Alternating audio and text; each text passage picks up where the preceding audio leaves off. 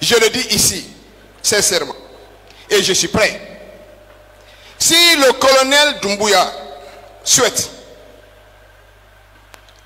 je suis prêt à le rencontrer en tant que vice-président et qu'il mette ces gens à côté de lui.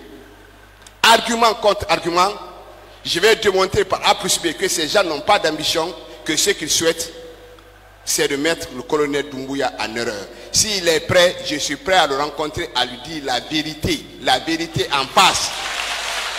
Parce que ceux qui aiment le colonel, c'est ceux qui lui disent la vérité. Ceux qui n'aiment pas, c'est des gens qui créent des partis politiques et qui se mettent là.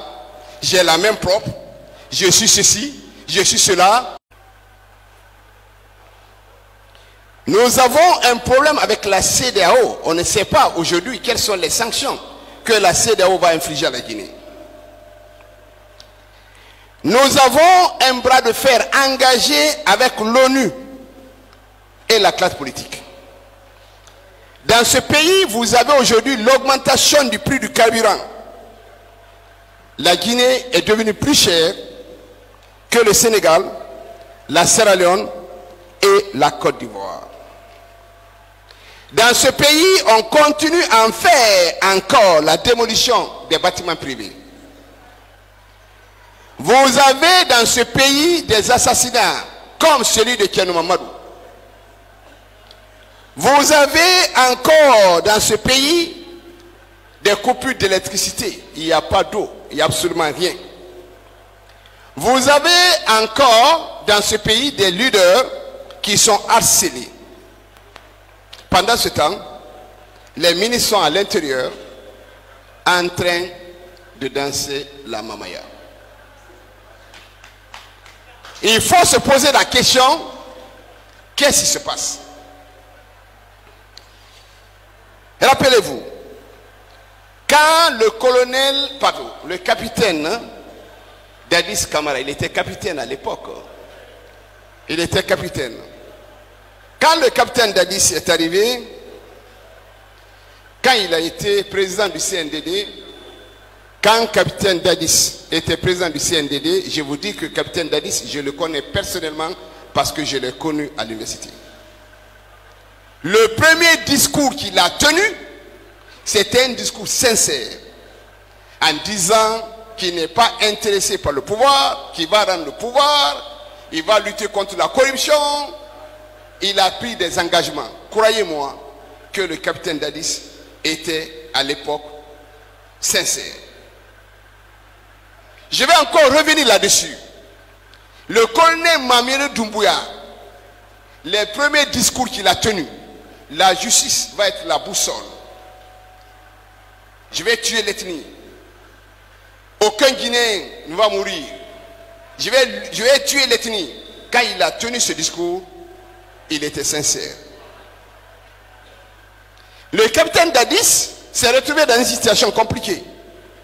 Parce qu'après, des Guinéens, parce qu'il y a des Guinéens et des Guinéens. Il y a des Guinéens qui ont pour rôle,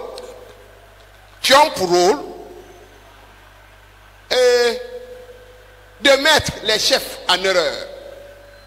Vous avez vu des mouvements de soutien qu'on avait créés. Dadis doit rester, Dadis doit se présenter, Dadis doit faire ceci, Dadis doit faire cela. Ils ont créé même des mouvements de soutien pour Dadis. Le résultat est connu.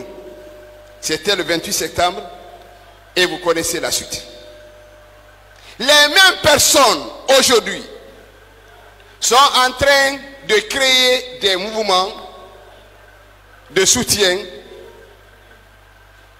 de la transition, défense de la transition. Les mêmes personnes sont en train